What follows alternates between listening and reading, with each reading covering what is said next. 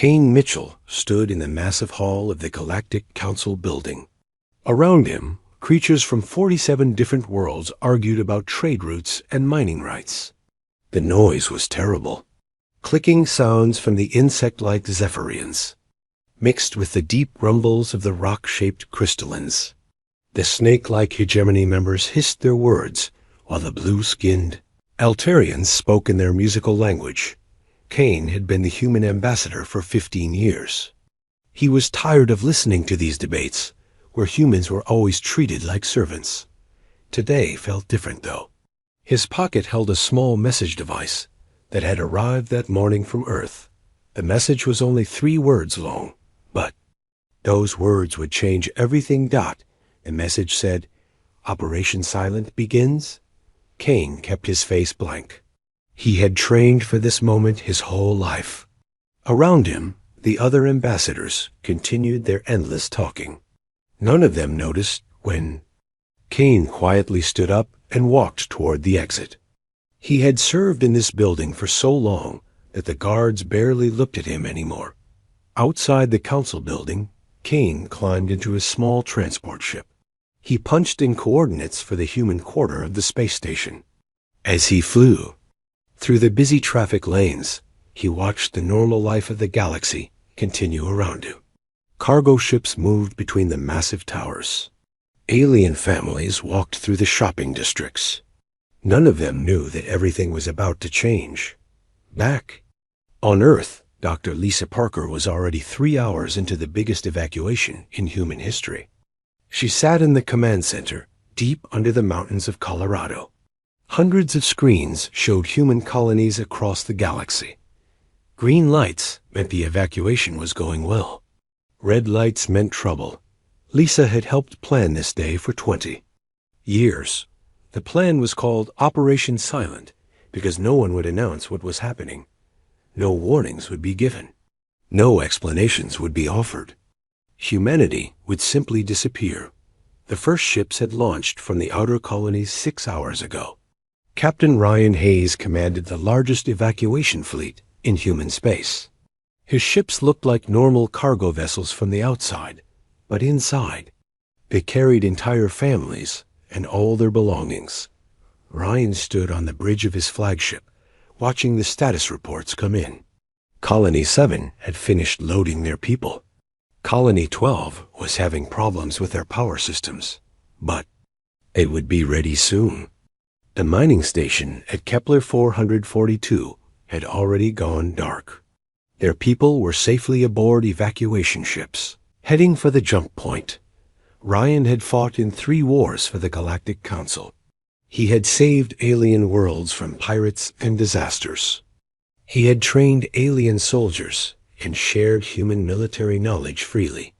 The thanks he got was being told that humans were too young and violent to have real power in the galaxy. Today, the galaxy would learn what it meant to lose human help. On Luna Station, Commander Jack Turner was destroying everything humans had built in this solar system. His teams worked quickly and quietly. The quantum computers that ran half the galaxy's communication systems were being reduced to melted metal. The research labs where humans had developed new medicines were being emptied and then blown up. Jack watched his people work with pride. They were not stealing anything. They were not taking revenge. They were simply removing every trace of human knowledge and technology from council space. If the aliens wanted to run the galaxy without humans, they could try to do it without human tools too. The hardest part was watching 30 years of scientific work disappear. The medical databases that could cure diseases across dozens of species were being wiped clean. The agricultural systems that had doubled food production on 40 worlds were being shut down.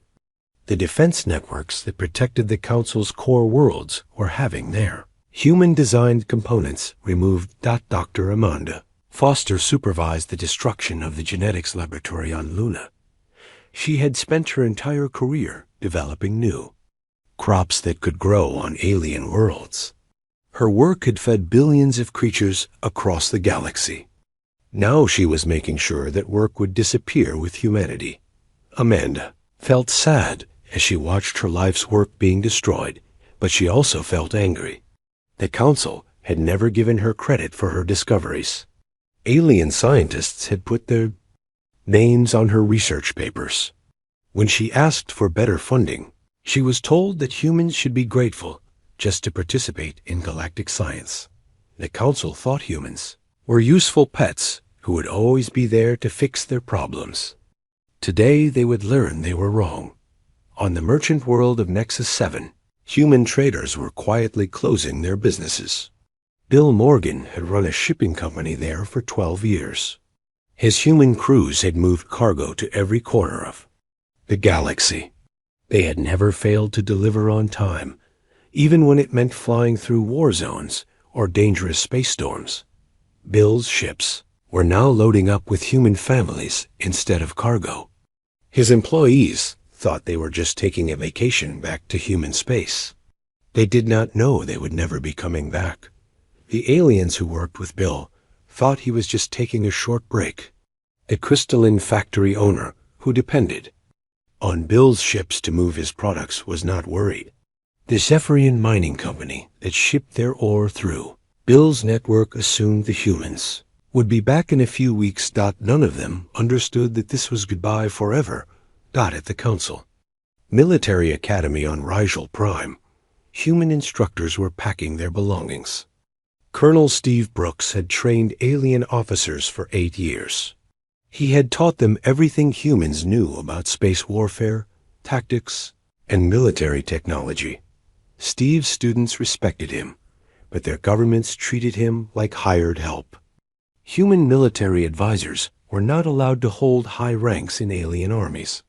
Human tactical knowledge was used to win battles, but humans were never invited to plan the wars. Steve left behind training manuals and equipment, but he took something more important with him. He carried the access codes to every military system humans had helped build. Without those codes, the aliens would find their weapons and defenses slowly breaking down. As the last day of human presence in Council space continued, the evacuation picked up speed. Entire human colonies were disappearing within hours. Space traffic control systems started showing empty zones where human ships used to travel regularly. Kane Mitchell returned to the council chambers one final time. The afternoon session was starting, and the alien representatives were arguing about the same boring trade disputes as always. Kane walked to his seat and placed a small data pad on his desk. The data pad contained humanity's formal withdrawal from every treaty, agreement, and alliance they had signed with the Council.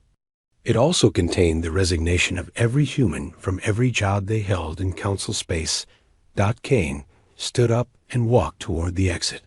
A few aliens noticed him leaving early, but most were too busy arguing to care.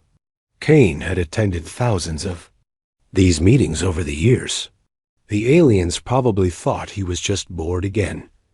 Kane reached the main exit of the council building and stopped. He turned around and looked back at the Great Hall one last time. In a few hours, these creatures would realize that humanity was gone.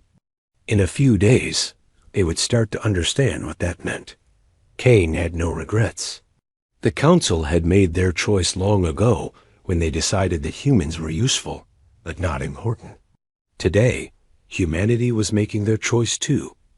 Kane walked out of the building and headed for his ship. Behind him, the council continued their endless debates, unaware that their galaxy had just changed forever. The humans were leaving, and they were taking their knowledge, their skills, and their help. With them, the age of human service to the galaxy was over. What came next would be up to the aliens to figure out on their own.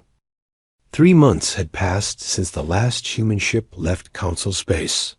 General Vexthai of the Zephyrian Empire stood in his command center, watching red warning lights flash across every screen. His insect-like eyes moved quickly between the displays, trying to understand what was happening to his military forces. The defense systems protecting the Zephyrian homeworld had been failing for weeks. At first, his engineers thought it was normal wear and tear. Now they knew better. Every major weapons platform, every shield generator, every early warning system depended on quantum processors that humans had installed years ago. Without human technicians to update the software and replace worn parts, the systems were breaking down one by one. 3 orbital defense stations had already gone completely dark. The main planetary shield was running at 30% power and dropping. Every day, Lexthai tried calling the human embassy, but found only empty offices. He tried sending messages to human colonies, but received no replies. It was as if humanity had vanished from the galaxy completely. On the other side of Council space, President Kolanar of the Altarian Federation was dealing with his own crisis. The blue-skinned leader stood in his agricultural command center watching food production numbers that made no sense. The farming worlds that fed his people were reporting massive crop failures. The automated systems that had doubled their harvests for decades were shutting down without explanation. The soil processors that could turn dead dirt into rich farmland had stopped working entirely. Dr. Ziltam, his chief agricultural scientist, approached with another bad report. Sir, we have lost contact with the farming systems on 12 more worlds. The AI networks that control planting and harvesting are going offline faster than we can restart them. Kolinar felt cold fear in his chest. His people needed those farms to survive. The Altarian population had grown enormous over the past century because human farming technology had made food so plentiful. Now that abundance was disappearing, and millions faced starvation, far away in the Andromeda approach, President Maria Santos sat in her new office on the human colony world of New Haven. Through her window, she could see the city's humanity had been secretly building for 50 years. Clean energy plants powered by fusion reactors that were decades ahead of anything the Council had ever seen. Farms that used advanced genetics to grow food in any environment. Factories that could build anything humans needed. Maria was reading intelligence reports from the galaxy they had left behind. Her spy networks, hidden deep in alien governments, were sending back detailed information about the chaos spreading through Council space. The reports painted a picture of civilizations that had grown completely dependent on human help without ever realizing it. Maria felt no sympathy for them. For centuries, humans had been treated like smart children who were useful for fixing problems, but too young to make important decisions. Admiral Ben Cooper commanded the human deep space monitoring stations that watched Council space from a safe distance. His ships stayed hidden in empty regions between star systems, using sensors that were invisible to alien technology. Ben's teams intercepted thousands of desperate communications every day. Alien governments were trying to contact each other for help, but their own communication systems were failing. The quantum relay networks that carried messages between star systems had been built and maintained by human engineers. Without regular updates, the networks were losing synchronization and breaking apart. The hegemony of scales had lost contact with 12 of their outer colonies when the communication relays in their territory went dark. The snake-like aliens were sending ships to check on their missing worlds, but many of those ships were getting lost because their navigation systems were also failing. Colonel Amy Brooks led the Human Intelligence Division from a secret base in the Magellanic Clouds. Her job was to monitor how badly alien civilizations were collapsing and report back to the human leadership. Amy's latest report was almost unbelievable. 40% of all interstellar shipping in the galaxy used navigation computers that humans had designed. Without software updates, those computers were making small errors that added up over long journeys. Ships were arriving at the wrong destinations or getting lost in space entirely.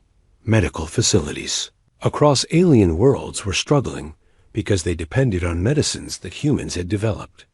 The complex factories that made those medicines required constant adjustment and maintenance that only human biochemists understood. As the medicines ran out, diseases that had been controlled for generations were starting to spread again. Even the Council's own headquarters on Nexus Prime was having problems. The environmental systems that kept the air breathable and the temperature comfortable had been installed by human engineers 20 years ago. Without maintenance, the systems were breaking down, making the great council chambers uncomfortable and sometimes dangerous. The most shocking discovery came when the Crystalline Collective tried to access their strategic military databases. The rock-like aliens found that all their most important information was locked behind encryption the humans had designed. The alien computer experts said it would take hundreds of years to break the codes, if it was even possible. Dr. Sam Rodriguez led humanity's scientific council from the research city of Einstein Station. His job was to make sure that human technology continued advancing while the alien world struggled with the collapse of their own systems. Sam received daily reports about alien attempts to reverse engineer human technology. The results were catastrophic. A Zephyrian team trying to copy human medical nanobots had accidentally created tiny robots that attacked healthy cells instead of diseased ones. The nanobots had escaped from the laboratory and killed every living thing in a 50-mile radius before finally breaking down. Crystalline engineers attempting to restart a human-designed shipyard had caused an explosion that destroyed half their orbital construction platform. They had tried to bypass the safety systems without understanding how they worked, turning the facility into a massive bomb. The worst incident happened when Altarian scientists tried to modify a human fusion reactor to produce more power. Their changes caused a chain reaction that destroyed an entire city and left a radioactive crater that would be dangerous for thousands of years. On the mining world of Kepler 438, the alien workforce was learning that their entire operation depended on human knowledge. The massive mining robots that could dig through solid rock had been designed by human engineers. Without replacement parts and software updates, the robots were breaking down faster than alien mechanics could fix them. Supervisor Grokan of the Hegemony of Scales watched his mining operation fall apart. The ore processing plants that turned raw minerals into useful metals required precise chemical treatments that humans had developed. The alien chemists could follow the procedures they had been taught, but they did not understand the science behind them. When problems arose that were not covered in the instruction manuals, the alien workers had no idea how to solve them. Production dropped by 70% in just 2 months, and it was getting worse every day. Back on New Haven, Maria Santos called a meeting of the human leadership. The reports coming in from their former galaxy showed that the collapse was happening faster than even they had predicted. The aliens built their entire civilization on our knowledge and our work, Maria told the assembled leaders. They never bothered to learn how any of it actually worked. They just assumed we would always be there to maintain it for them. Admiral Cooper nodded grimly. Our monitoring stations are picking up military communications from the Council. Several member species are blaming each other for the crisis. The Zephyrians think the Crystallines are hoarding human technology. The Altarians are accusing the Hegemony of sabotage. Good, said Colonel Brooks. Let them fight among themselves. Maybe they will finally understand that their real problem was not respecting the people who made their comfortable lives possible. As the meeting ended, Maria looked out at the thriving human cities below. Humanity had not just survived their exodus from the galaxy.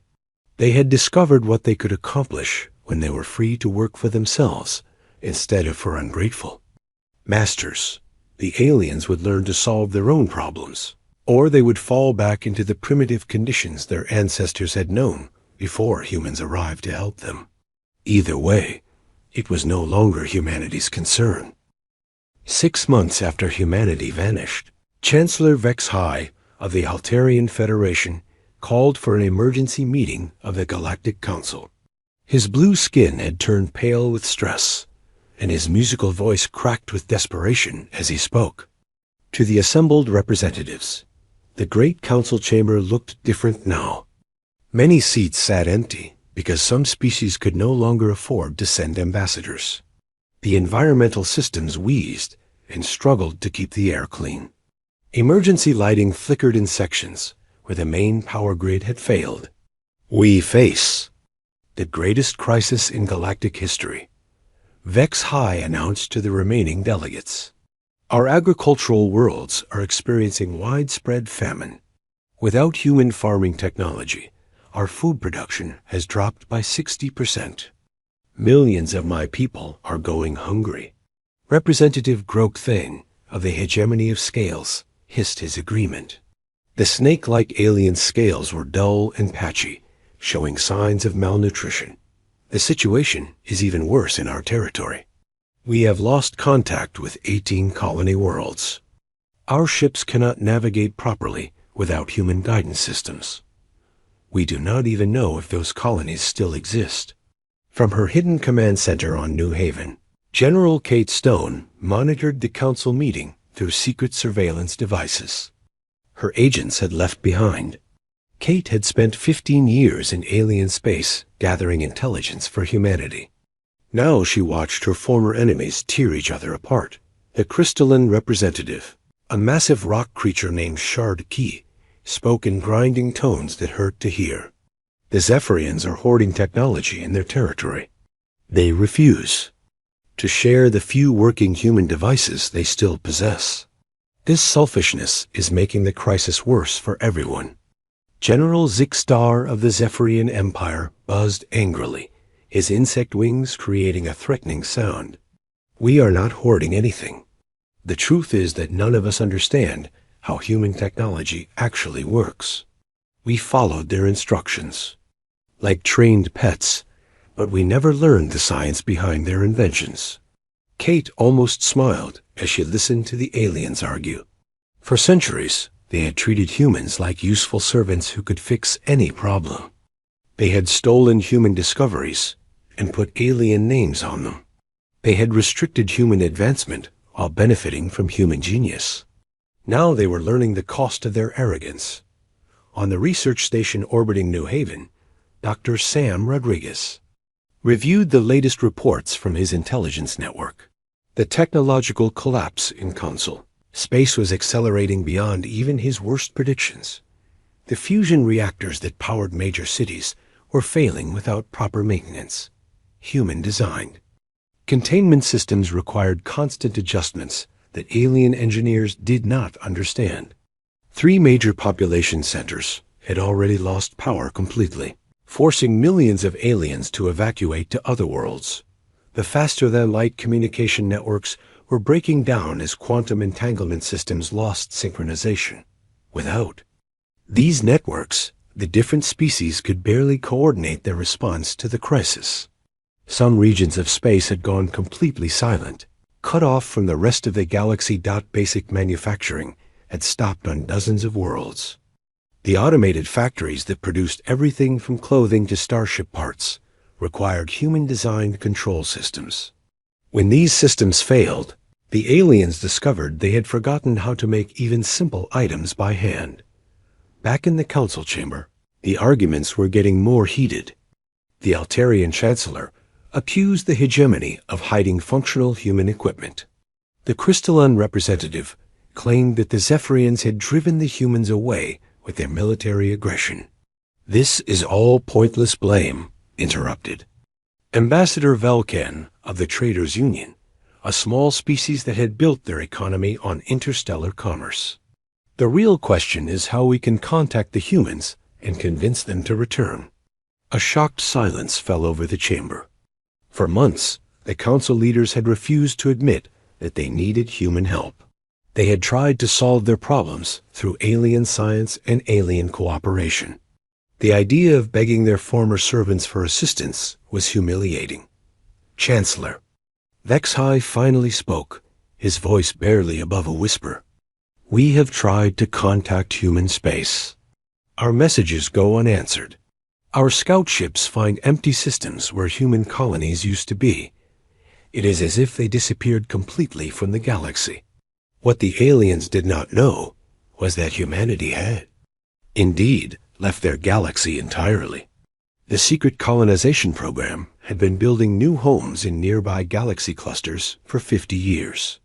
Human scout ships had found thousands of suitable worlds and had been preparing them for exactly this moment. Dr. Nancy White, humanity's chief medical officer, worked in her laboratory on the colony world of New Eden.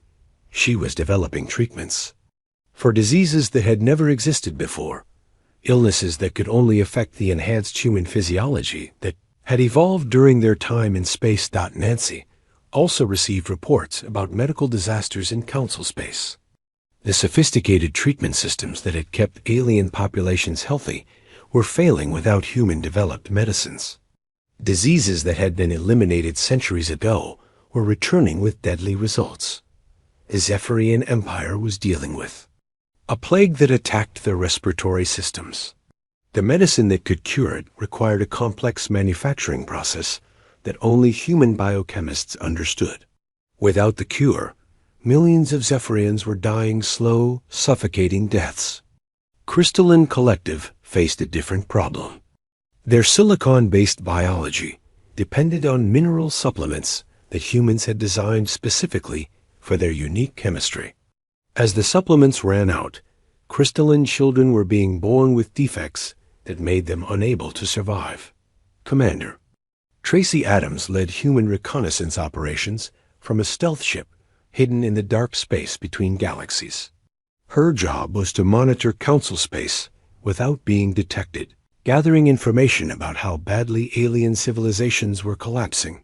Tracy's LATEST reports painted a picture of complete societal breakdown. The hegemony of scales had declared martial law on their home world as food riots spread through their cities.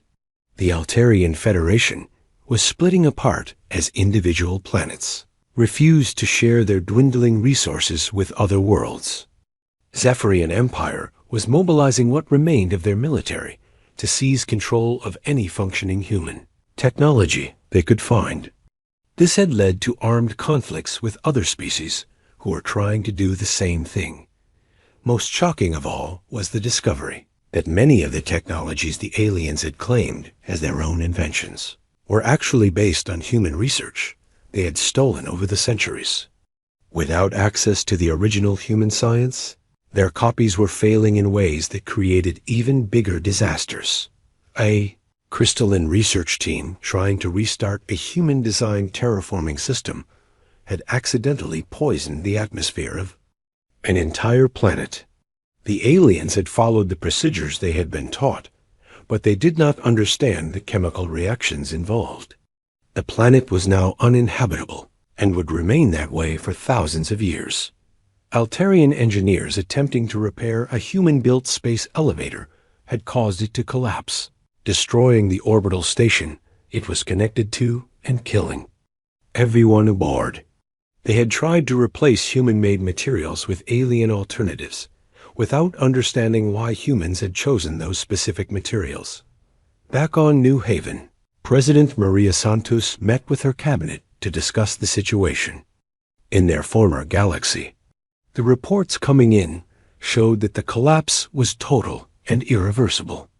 Some of the council species are sending scout fleets to search for us, Admiral Cooper reported. They are looking in all the wrong places. They assume we moved to another part of their galaxy instead of leaving it entirely. Let them search. Maria replied, they will find nothing but empty space. We planned this evacuation for decades. We made sure there would be no trail for them to follow. Colonel Brooks added, our intelligence networks report that several council species are close to complete societal collapse. The Traders' Union has already broken up into competing factions. The peaceful communion has abandoned most of their territory and retreated to their core worlds. Maria looked out at the bustling human cities below.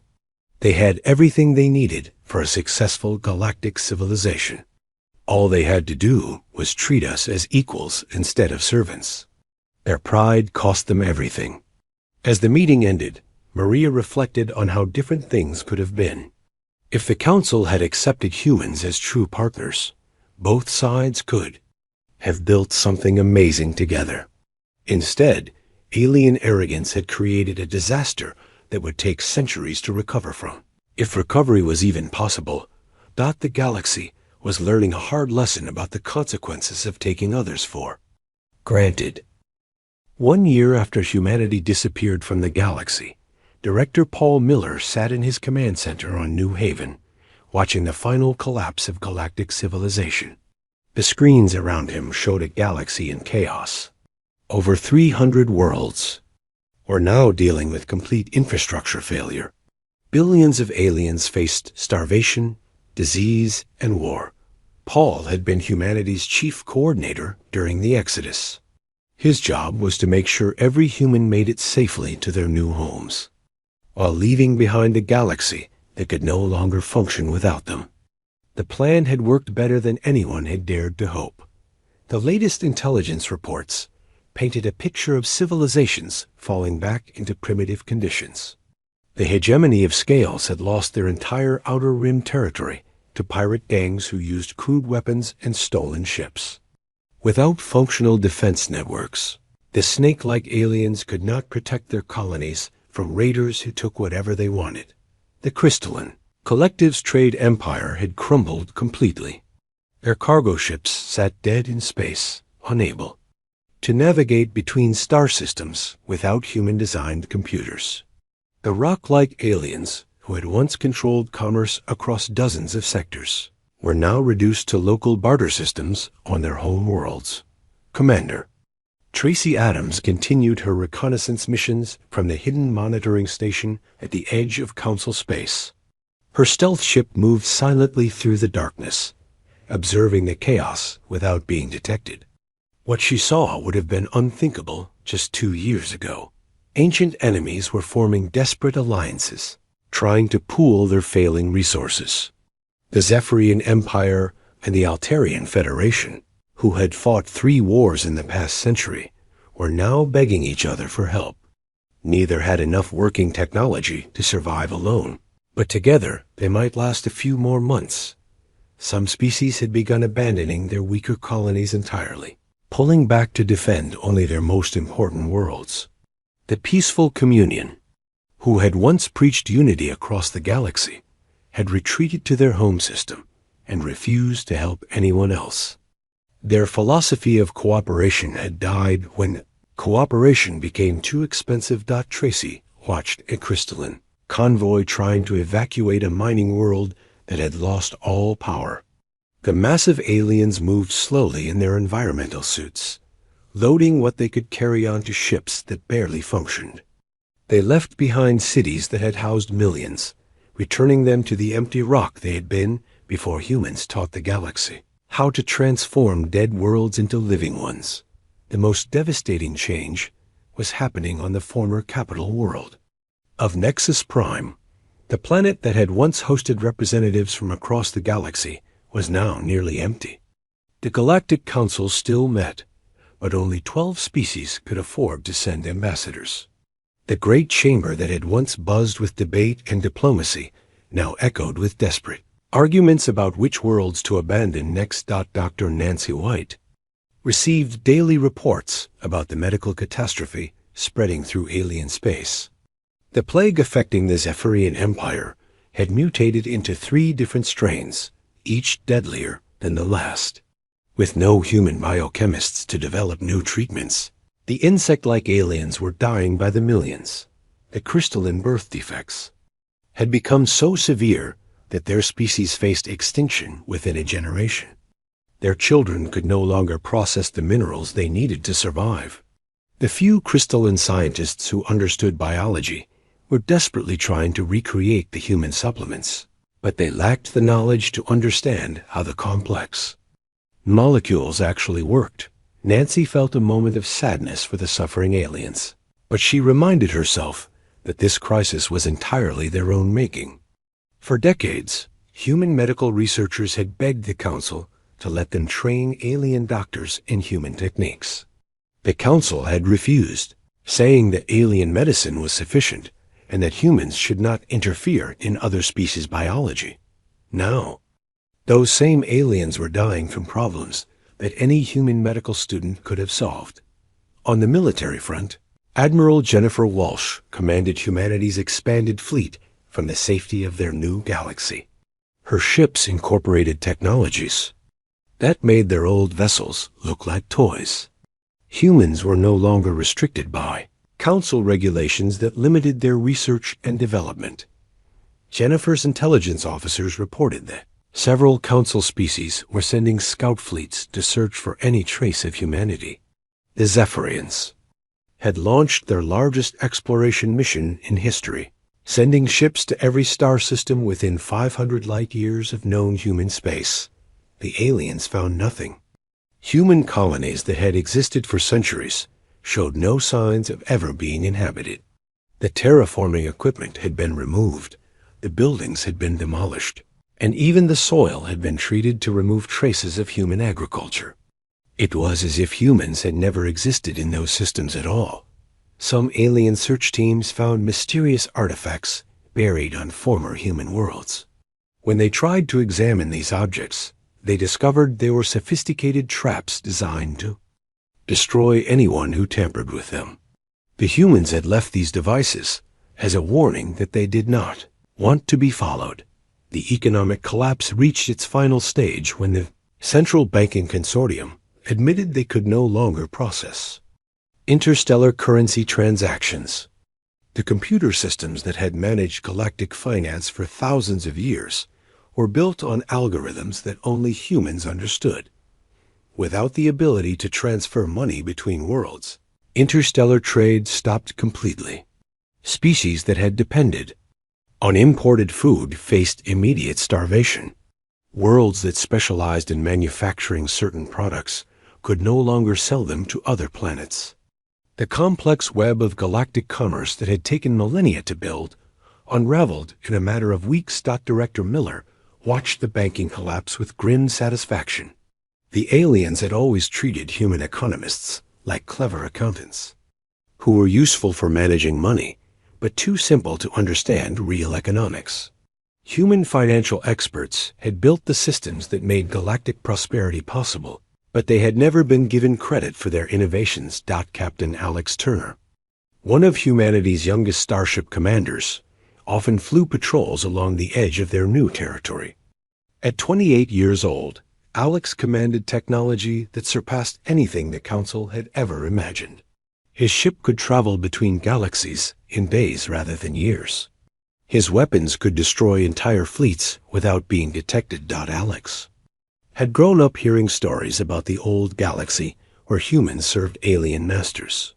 He found it hard to believe that his people had once been treated as servants. The humans he knew were explorers, scientists, and builders who created wonders wherever they went.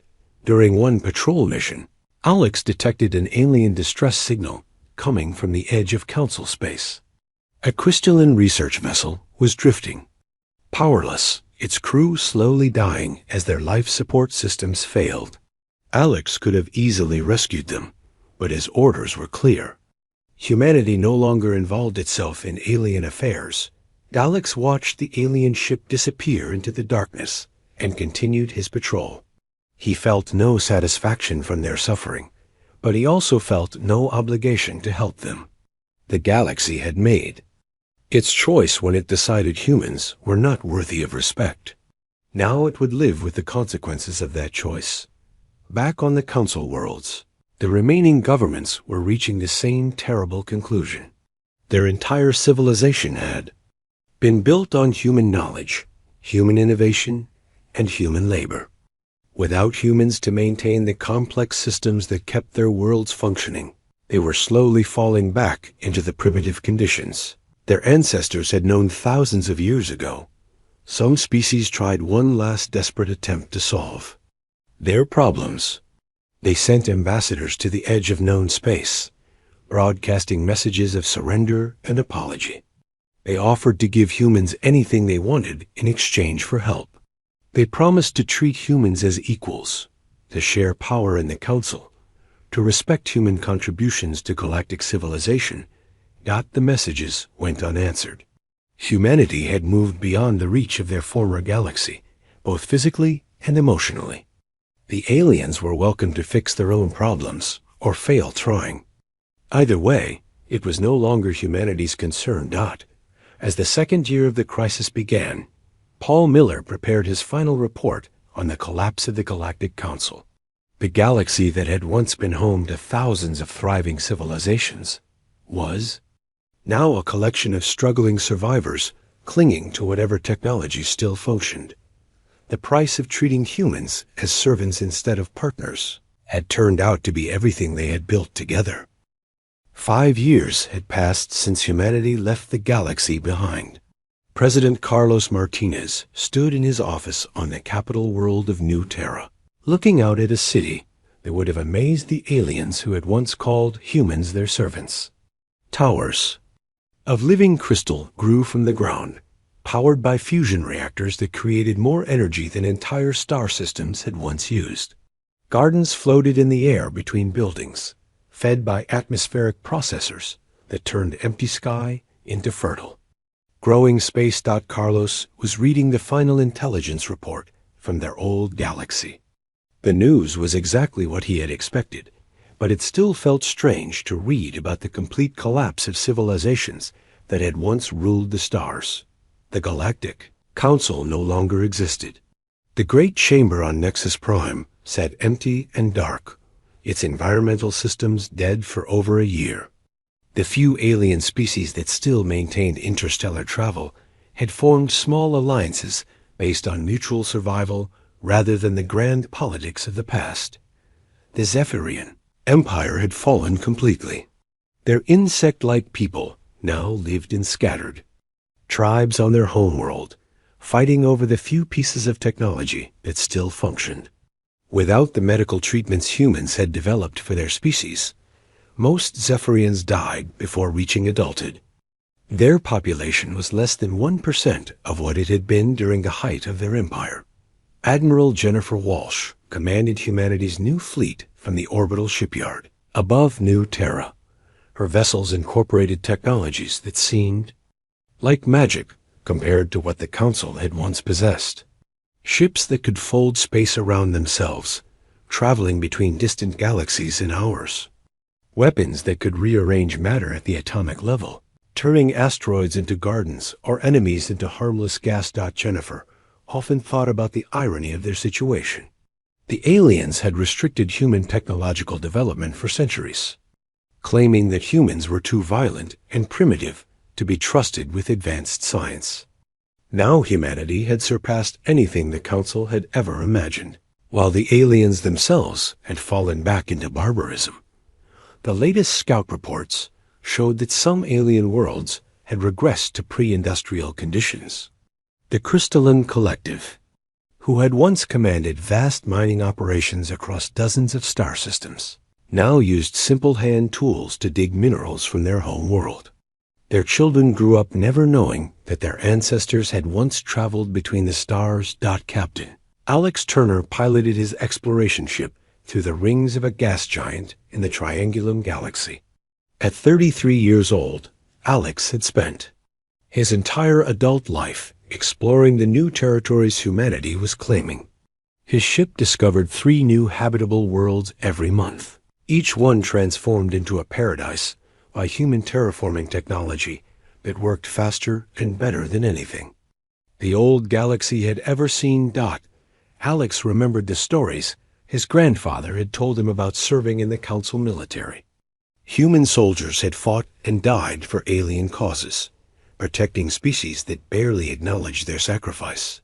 Human engineers had built the weapons and defenses that kept the Council safe, only to be told they were too dangerous to hold command. Positions in the armies they equipped. Now humanity commanded fleets that could have conquered the entire Council space in a matter of days. They chose not to because they had no interest in ruling over the ruins of dead civilizations. Dr. Sam Rodriguez led the Human Scientific Council from the research city of Einstein Prime. a massive space station that orbited twin neutron stars. The energy output from the stars powered experiments that pushed the boundaries of physics itself. Human scientists were unlocking secrets of the universe that the Council's greatest minds had never even imagined existed. Sam received occasional reports about alien attempts to rebuild their technology. The results were still catastrophic. A group of Altarian scientists had tried to create a new communication network using principles they barely understood. Their experiment had torn a hole in space-time that swallowed their entire star system. Along with billions of innocent people, the few alien civilizations that still functioned had learned to fear any attempt at advanced technology. They lived simple lives on single worlds, afraid to reach for the stars again because they knew they lacked the knowledge to do it safely. On the colony world of New Eden, Dr. Nancy White worked in her medical research facility developing treatments for diseases that affected the enhanced human physiology. Humans had been forced to adapt to life in space during their centuries of service to the Council. That adaptation had unlocked genetic potential that made them stronger, smarter, and longer lived than their ancestors. Nancy also monitored the medical reports coming from their old galaxy. The plagues that had started during the first year of collapse were still spreading. Entire species faced extinction because they had never learned to create the medicines that kept them healthy. The few alien doctors who remained alive were reduced to using primitive treatments that barely helped their dying patients. The hegemony of scales had been completely wiped out by a virus that attacked their nervous systems. The snake-like aliens had depended entirely on human-developed vaccines to protect them from this disease. When the vaccines ran out and no one knew how to make more, the entire species died within 6 months. Commander Tracy Adams still ran intelligence operations from her hidden monitoring stations, but her job had become almost unnecessary. There was so little left of galactic civilization that there was almost nothing worth watching. Tracy's final report described a galaxy where darkness was spreading as star systems lost power and fell silent. Pirates and scavengers picked through the ruins of once great cities, fighting over scraps of technology they could not understand or repair. Some worlds had been completely abandoned, their populations either dead or scattered to other systems where they lived as refugees. The most bitter irony was that many of the alien species were now trying to recreate the very technologies they had once forbidden humans from developing. Zephyrian military leaders searched desperately through old records, looking for the weapons designs that human engineers had created for them. They found the blueprints, but without understanding the science behind them, their attempts to build new weapons only resulted in explosions that killed their own people. President Martinez called a meeting of the human leadership to discuss their future. The Great Council Chamber on New Terra was filled with leaders who had built a civilization that surpassed anything the galaxy had ever seen. They controlled hundreds of worlds across 3 different galaxies. Their technology could reshape reality itself. Their people lived lives of abundance and discovery that would have seemed impossible just decades ago. We have received over 10,000 messages from the old galaxy in the past year, Martinez announced to the assembled leaders. They are all the same. Desperate pleas for help, offers of complete surrender, promises to treat us as equals if we will only return. Admiral Walsh spoke first. The time for those promises was 5 years ago, before they drove us away. They had centuries to treat us with respect, and they chose exploitation instead. Dr. Rodriguez added, "Our analysis shows that even if we wanted to help them, it would be impossible. Their civilizations have collapsed too completely. We would have to rebuild everything from scratch, and it would take centuries to restore what they destroyed through their ignorance." Colonel Brooks, now head of human security, reported on the military situation. Some alien factions are still trying to find us. They have launched scout fleets toward nearby galaxies, But they are, using technology so primitive that they will never reach us. Most of their ships break down before they leave their own star systems. Martinez looked around the room at the faces of humanity's leaders. These were people who had been born in alien space, who had grown up serving alien masters, who had been told their entire lives that humans were too young and violent to govern themselves. Now they ruled a civilization that made their former oppressors look like children playing with broken toys. The question before us is simple, Martinez said. Do we have any obligation to help the species that enslaved us for so long? The answer was unanimous. Humanity had given the galaxy centuries of service, innovation, and sacrifice. In return, they had received only contempt and restrictions. The aliens had made their choice when they decided that humans were useful servants, but unworthy partners. They would live with the consequences of that choice, or die with them. As the meeting ended, Martinez walked to his office window and looked out at the thriving human cities below. Children who had never known alien rule played in parks that floated among the clouds. Scientists who had never been told their ideas were too dangerous conducted experiments that expanded the boundaries of known reality. Artists who had never been restricted by alien censorship created works of beauty that brought tears to the eyes of anyone who saw them. Humanity had finally found what they had always been searching for. Not just freedom from alien oppression, but the chance to discover what they could become when they were truly free to be themselves. A galaxy they had left behind could keep its darkness and its ruins. Humanity was building something better among the stars.